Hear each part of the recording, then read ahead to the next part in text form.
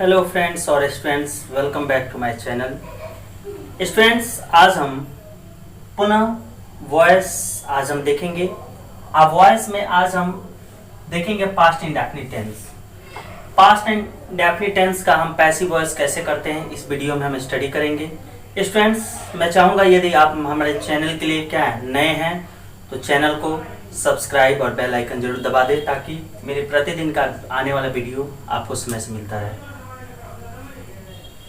इस टॉपिक को पढ़ाने के पूर्व मैं बताना चाहूँगा, मैंने वॉइस के कई पार्ट्स डाले हैं। आप चाहें हमारे प्लेलिस्ट में देखकर आप वहाँ से स्टडी कर सकते हैं। तो आइए फिर हम देखते हैं पास्ट इंडेफिनिट टेंस का हम पैसिव वॉइस कैसे करते हैं। चलिए हम स्टेप बाय स्टेप चलते हैं। पहले मैं अफर्मेटिव का बताऊंगा। अफर्मेटिव सेंटेंस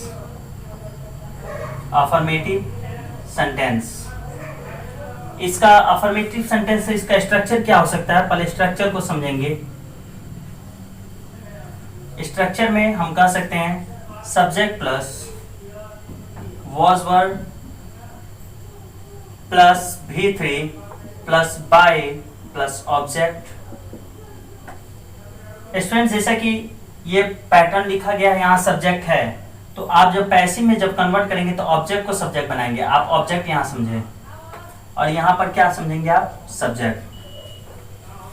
आइए तो कुछ एग्जांपल्स की ओर लेके चलता हूं आपको। जैसे कह सकते हैं we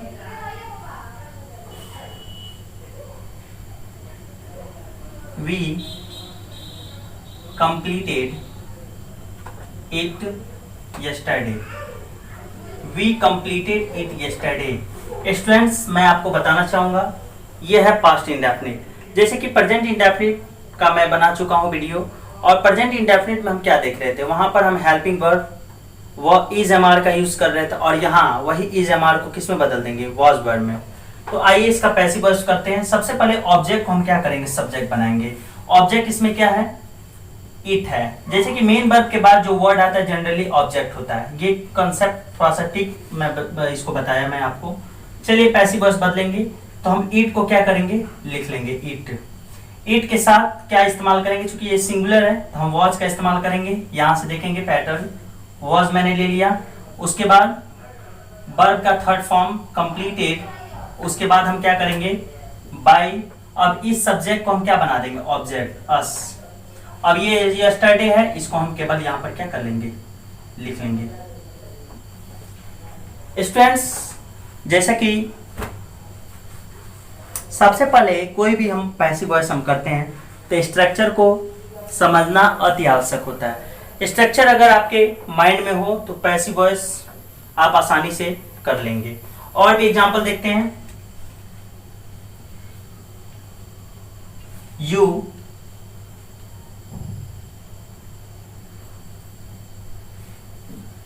you helped your friend, you helped your friend।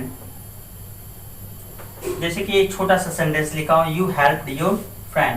तो यहाँ पर ये ऑब्जेक्ट है, ऑब्जेक्ट को हम क्या ले लेंगे, सब्जेक्ट ले लेंगे, सब्जेक्ट बना लेंगे। हम कह सकते हैं your friend, उसके बाद यूज करेंगे was, क्योंकि ये सिंगुलर है। was helped by, you है, you का ऑब्जेक्ट यू ही होता है।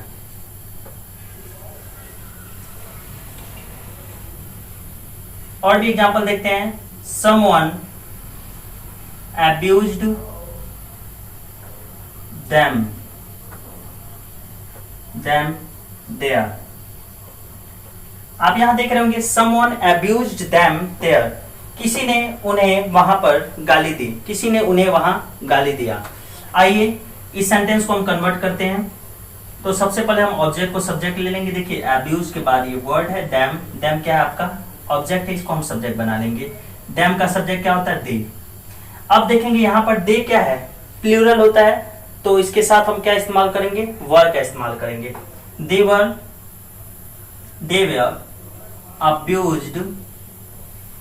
were abused। अब ये someone है इंडेफिनिट सब्जेक्ट, इसे हम बाय से प्रयोग नहीं करेंगे। अब ये देयर है, देयर को हम क्या कर लेंगे, उतार लेंगे। स्टूडेंट्स, चलिए अब नेगेटिव की तरफ मैं लेके चलता हूं आपको। नेगेटिव सेंटेंस का स्ट्रक्चर कैसे हम दे सकते हैं, यहाँ हम देखेंगे। नेगेटिव सेंटेंस,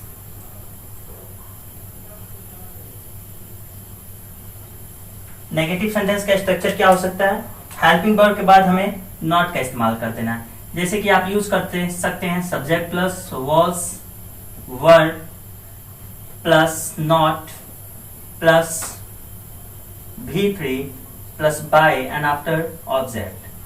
आइए स्टूडेंट्स देखते हैं फिर इसका भी एग्जांपल कुछ देख लेते हैं। जैसे कह दिया जाए they did not beat him badly. थोड़ा सा हिंदी भी इसका देखते हैं। जैसे कि मैंने लिखा है यहाँ पर they did not beat him badly, इसका मतलब हुआ वे उसे बुरी तरह से नहीं पीटे। तो आइए इसको हम कन्वर्ट करते हैं, कैसे करेंगे। सबसे पहले हम ऑब्जेक्ट को हम सब्जेक्ट बनाएंगे, यहाँ पर ही लिखा है तो ही हम लिख लेंगे।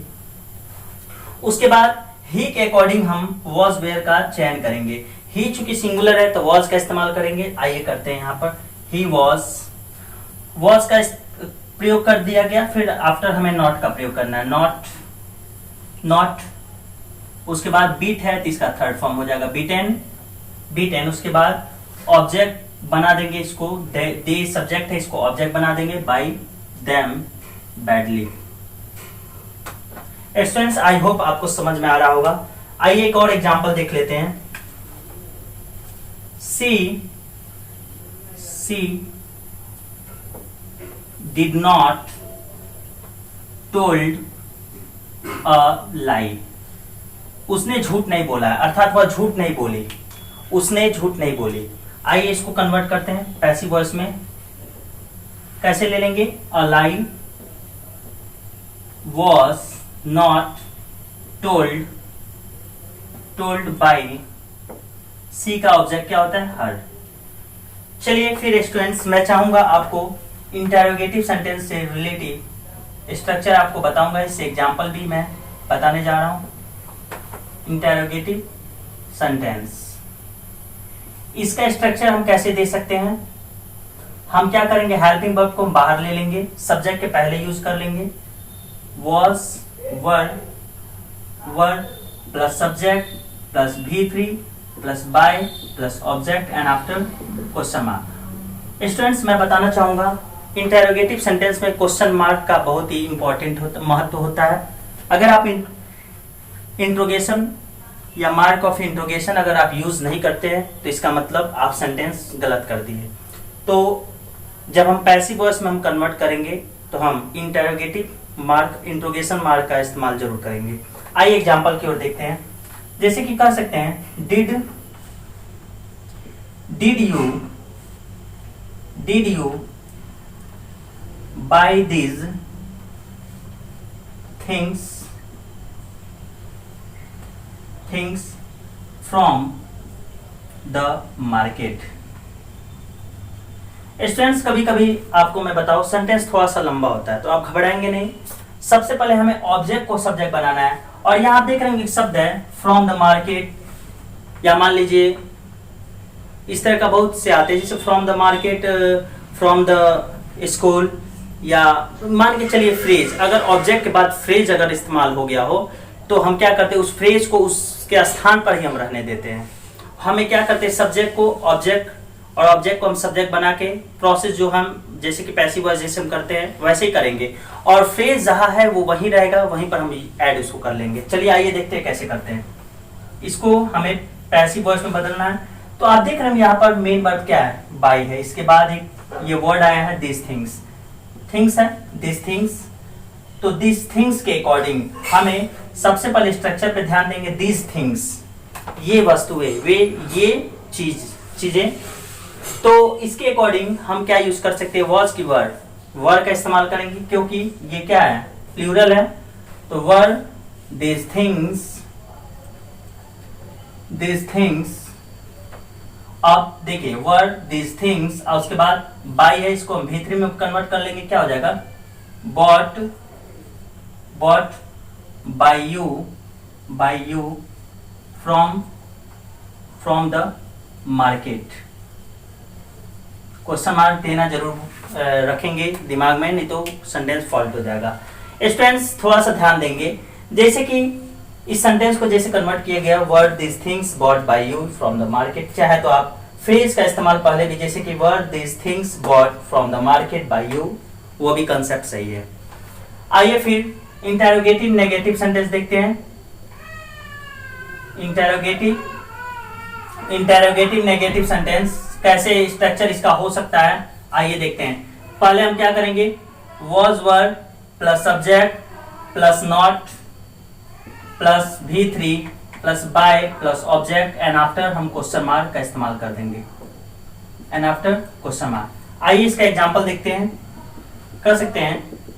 Did we not insult them, क्या हमने, अर्थात क्या हम लोगों ने उनकी बेइज्जती नहीं की है। ये पास्ट इंडेफिनिट है। आइए इसको पैसिव वॉइस में बदलते हैं। सबसे पहले हम ऑब्जेक्ट को हम सब्जेक्ट ले लेंगे। तो ऑब्जेक्ट क्या है, दे है, प्लूरल है, हम वॉज को क्या करेंगे, पहले करेंगे क्योंकि इंटेरोगेटिव सेंटेंस है। वर्ड को हम क्या कर लेंगे पहले, क्योंकि ये प्लूरल है। वर दे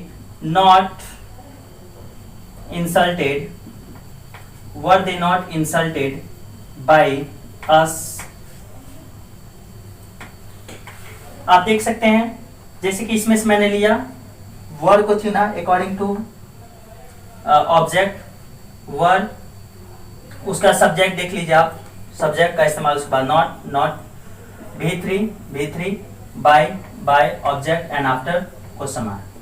तो स्टूडेंट्स पैटर्न को समझना अर्थात स्ट्रक्चर को समझना बहुत ही महत्वपूर्ण होता है। अगर आप स्ट्रक्चर को आप जान जाएंगे, सेंटेंस का स्ट्रक्चर, सेंटेंस को अगर पहचान लेंगे, कॉन्टेंट से रिलेटिव है, तो आपके सामने ये वॉइस कुछ भी नहीं है। सो स्टूडेंट्स यदि आपको ये वीडियो पसंद आया हो, मैं चाहूंगा कि आप एक इसका स्क्रीनशॉट ले लें ताकि आप इसे बाद में भी आसानी से पढ़ सके। So students thanks, that's all.